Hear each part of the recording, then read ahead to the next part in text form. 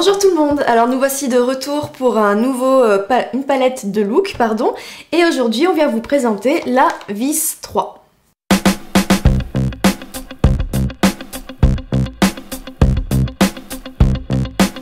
Alors cette palette, moi je vais la découvrir en même temps que vous puisque c'est Émilie qui l'a achetée et que j'ai pas vraiment regardé les revues et les tutos sur le net pour justement la découvrir et avoir la surprise avec vous. Donc Émilie a acheté cette palette dans cette petite boîte magnifique avec le relief vis. Je trouve que franchement au niveau des visuels, à chaque fois Urban Decay, ça donne envie, ouais. Ils envoient la patate, hein, comme on dit. Donc quand on ouvre la boîte, à l'intérieur, il y a la palette dans une petite trousse. Tout à fait. Donc cette trousse, elle est un peu matelassée. Hein. Voilà, c'est le petit cadeau qu'il y a en plus. De toute façon, Urban Decay, ils font toujours un petit cadeau avec la palette. Donc là, pour le coup, c'est la petite trousse. Et donc, dans cette petite trousse, nous trouvons la palette. Donc, qui a déjà été utilisée plusieurs fois. Je crois que tu as fait même quelques maquillages avec sur Instagram. Donc, si vous avez envie d'aller les voir, n'hésitez pas à aller faire un tour sur Instagram. Vous verrez plein de looks qu'Émilie a fait avec. Donc, comme vous pouvez le voir, la palette dispose d'un très grand miroir. Donc ça, c'est très pratique quand on se maquille. Et ensuite, on a aussi un petit pinceau, comme d'habitude dans les palettes d'Urban Decay. Donc le pinceau, un côté qui dégrade et un côté qui pose le fard. Après, j'avoue que je l'ai pas trouvé terrible ce pinceau en l'utilisant, donc du coup, je l'utilise pas. Ce que j'ai oublié de vous dire aussi à propos de la boîte qui contient la palette, c'est que juste derrière, vous avez toutes les couleurs de fard à paupières. Donc ça, c'est vachement sympa. Si vous n'avez pas forcément le testeur ou si les testeurs sont trop abîmés en magasin, vous pouvez voir toutes les couleurs qu'il y a dans la palette. Alors bien sûr, rien de mieux pour découvrir une palette que de vous montrer les maquillages qu'on peut faire avec. Donc tout de suite, un tuto de moi et après d'Alicia. Avant d'appliquer les fards, je commence avec le Painterly de chez MAC. Donc en fait qui va me servir de base pour les yeux. Donc j'en mets partout sur la paupière fixe et la paupière mobile.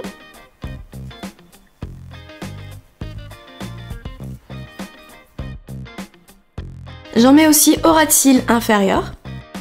J'utilise maintenant le fard à paupières Vanity. Je le pose au ras de cils inférieur. Je dégrade le fard à paupières.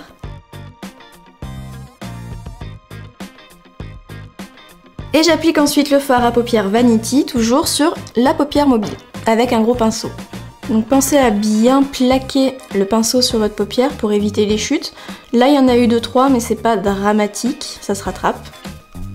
Une fois le fard à paupières posé, je dégrade avec un pinceau flouteur. Donc là c'est le pinceau Real Techniques. Et je dégrade sur le pli paupière. J'utilise ensuite le fard à paupières Last Scene, qui est un fard à paupières beige irisé. Je le pose sur l'arcade sourcilière. Je redégrade avec un pinceau, hop, pour le fondre avec le fard à paupières Vanity. J'utilise ensuite le fard à paupières Alchemy. Je sais pas trop comment ça se dit, mais on va le dire comme ça. Donc je le mets juste au centre de la paupière mobile. Mais avant ça, je vais prendre un tout petit peu d'anti-cerne. Un anti-cerne fluide. Je pose cet anti-cerne sur le milieu de ma paupière mobile. Même s'il y a le fard dessus, c'est pas grave. Hein. Hop.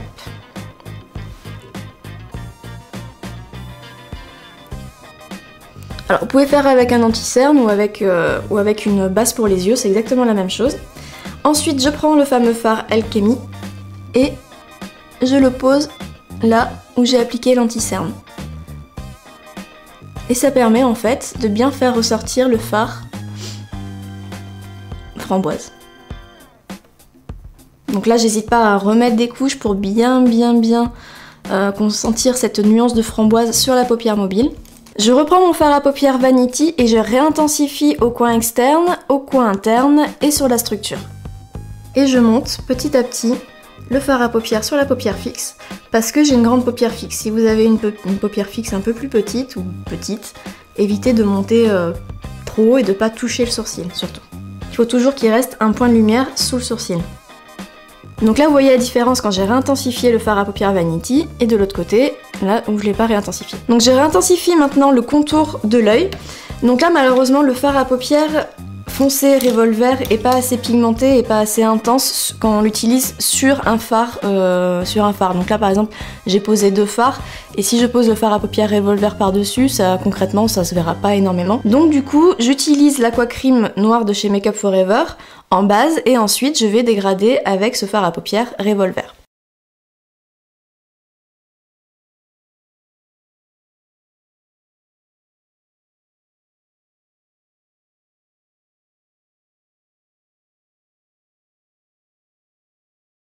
J'épaissis à l'extérieur pour donner une jolie forme d'œil.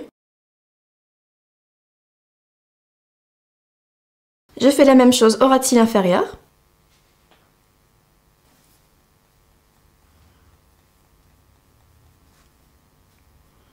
Je mets l'Aqua Cream à l'intérieur de l'œil.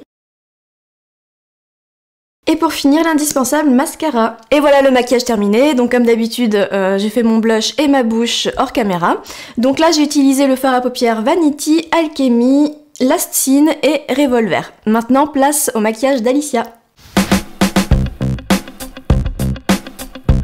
J'utilise le fard à paupières Lucky sur la paupière mobile. Donc je ne l'étire pas sur toute la paupière mobile car comme vous l'a dit Émilie précédemment, c'est des fards à paupières que quand on les superpose, ils ont tendance à moins accrocher. Donc comme je vais mettre d'autres fards à paupières sur le coin externe, je leur laisse la place pour pouvoir les poser. Bien sûr, je laisse pas le fard à paupières comme ça, je le dégrade de suite.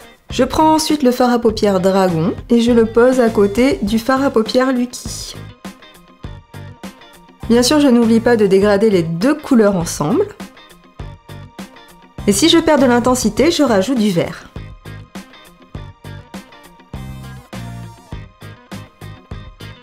Ensuite, avec le fard à paupières Héroïne, je pars du ras de mes cils inférieur afin d'étirer mon maquillage.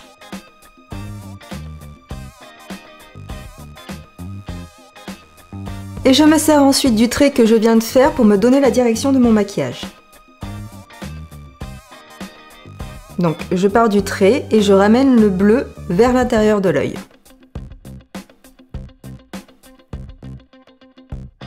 Donc bien sûr je ne laisse pas ça comme ça, je viens dégrader la couleur avec un pinceau propre.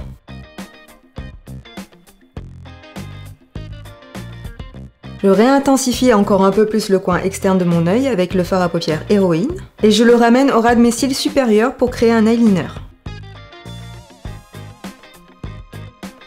Je ramène ensuite le bleu dans ma structure.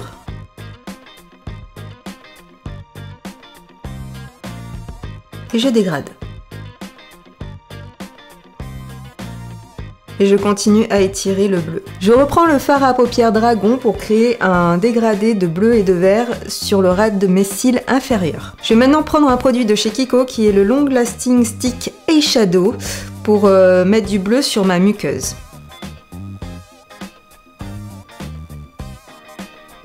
Je vais ensuite mettre mon mascara, mon blush et mon rouge à lèvres hors caméra et on se retrouve de suite. Voilà, le maquillage est terminé. Donc pour ma part, j'ai utilisé le fard à paupières Lucky, Dragon et Héroïne pour créer ce maquillage. On se retrouve tout de suite pour la suite de la vidéo. Donc dans cette palette, vous voyez, donc il y a 20 fards à paupières, donc ce qui est quand même énorme, 20 fards à paupières. Il y a de quoi faire. Il y a de quoi faire. Et en fait, ils ont fait exprès de faire des rangées, donc de 4 fards comme ceci, pour en fait, par exemple, si vous connaissez pas, vous n'avez pas d'idée, par exemple, là, vous pouvez faire un maquillage entier avec cette ligne, un maquillage avec ces couleurs-là. En fait, c'est une harmonie de couleurs que vous pouvez faire sur vos yeux, des idées. Donc la première ligne, c'est une ligne de fard à paupières mat. Donc ça c'est plutôt pour un maquillage quand même assez naturel. Oui, de tous les jours. Voilà, avec donc on a la couleur Truss, on a la couleur Undone, on a la couleur Downfall et la couleur DTF. Alors je sais pas vraiment ce que ça veut dire, c'est l'abrégé de quoi, DTF? Alors bon, ça... Faut pas se poser la question, de toute façon on sait très bien qu'ils fument un peu quand ils font les noms des caractères, donc c'est pas grave. Alors ensuite, concernant la deuxième ligne, vous avez surtout des fards à paupières irisés, à part un sur les 4. Donc le premier, c'est le fard à paupières Dragon, qui est un fard à paupières vert irisé. Ensuite, vous avez le fard à paupières Freeze, qui est fard à paupières bleu irisé, assez froid, enfin très froid même. Ouais. Ensuite, vous avez le fard à paupières Héroïne, qui est le fard à paupières mat, justement, de ces 4 fards. Donc c'est celui aussi que j'ai utilisé aujourd'hui. Oui. Et vous avez le fard à paupières Breakdown qui est un fard à paupières marron glacé qui est vraiment absolument superbe, très joli. Kaki. Qui tire un peu sur le kaki. Ouais. Alors après c'est peut-être les lumières que l'on a dans la pièce qui font ça, mais c'est vraiment un très beau marron. Ouais. Et donc tu as utilisé la couleur héroïne, mais qu'est-ce qu'elle avait cette couleur? Alors justement cette couleur, quand je l'ai utilisée pour faire ce maquillage, j'ai trouvé qu'elle chutait pas mal. Ouais. Et j'ai bien peur aussi que dans la journée, parce que moi je n'ai pas mis de base, contrairement à Émilie, parce que j'avais vraiment envie de me faire mon idée. Et je pense que dans la journée, elle va avoir tendance un peu à filer, un peu à s'estomper. Donc ensuite on a une ligne en fait où ils ont choisi de mixer couleurs chaudes et couleurs froides, des couleurs complémentaires. Donc on a le violet Vanity que j'ai aussi utilisé, qui tombe aussi beaucoup, qui chute pas mal, donc voilà, donc faites attention quand vous l'utilisez. On a le Lucky qui est doré, qu'Alicia a utilisé aussi, voilà. Et c'est vrai que les deux couleurs, donc le doré et le violet, c'est juste super beau. Vous l'avez vu sur Instagram il y a pas longtemps aussi avec le maquillage d'Alicia. Parce que ce sont des couleurs complémentaires, donc dès qu'on se maquille avec, c'est tout de suite sublime. Ensuite, il y a la couleur Règne, donc un marron chaud qui ira intensifier le Lucky. Et le Bobby Dazzle, donc là c'est une couleur claire qui est irisée, que je comprends pas trop pourquoi elle y est, mais bon c'est pas grave. Et ensuite nous passons à la 4e ligne, donc là c'est plutôt des couleurs froides, des couleurs roses. C'est plus dans tes harmonies que tu as fait. Vous avez le fard à paupières rose qui est le fard à paupières Alien, qui est un fard à paupières irisé. Vous avez ensuite le fard à paupières Alchemy, qui est le fard à paupières rose framboise, c'est ça, que Émilie a utilisé aujourd'hui. Vous avez le fard à paupières Bondage, qui est aussi un fard à paupières irisé. Mais ce fard à paupières me dit quelque chose, il n'était pas dans une autre palette Urban Decay déjà? Non, parce qu'il paraît que ce ne sont que des couleurs inédites. D'accord, ok. Normalement, non. Il me semble que c'est The Dean qui m'a dit ça. D'accord. Ensuite, vous avez le fard à paupières Sonic, qui est un fard à paupières rose, un peu spécial, oui, un peu cuivré. C'est un très joli rose. Il est cuivré, en fait. Ouais. Il est rose chaud. Très joli. Moi, j'aime beaucoup ce genre de rose. Pour la dernière ligne, donc c'est une ligne de fards qui, à mon avis, vont être utilisées le plus souvent. Enfin, moi, j'utilise le plus souvent parce que c'est des couleurs neutres et qui vont toujours, enfin, avec tout.